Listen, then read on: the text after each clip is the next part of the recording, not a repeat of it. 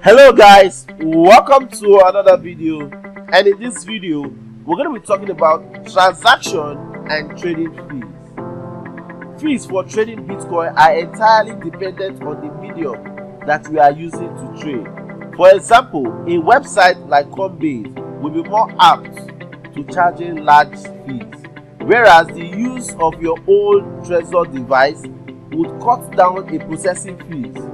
Generally speaking, the more apparent security and assurance that are being provided to you, as in the case of a third-party wallet, the more your fees will be.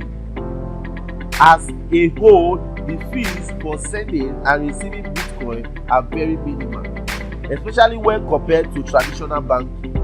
While the fees for sending and receiving Bitcoin are small, the costs associated with buying and selling can be quite high.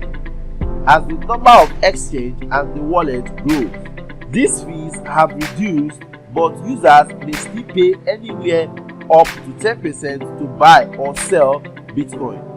In most cases, buying Bitcoin will cost less than selling it, though this is not always true.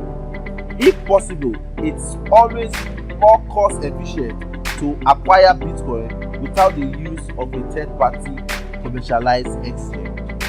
If you've not subscribed to this YouTube channel, please do. Hit the subscribe button below and follow me and watch my next video of buying and selling Bitcoin.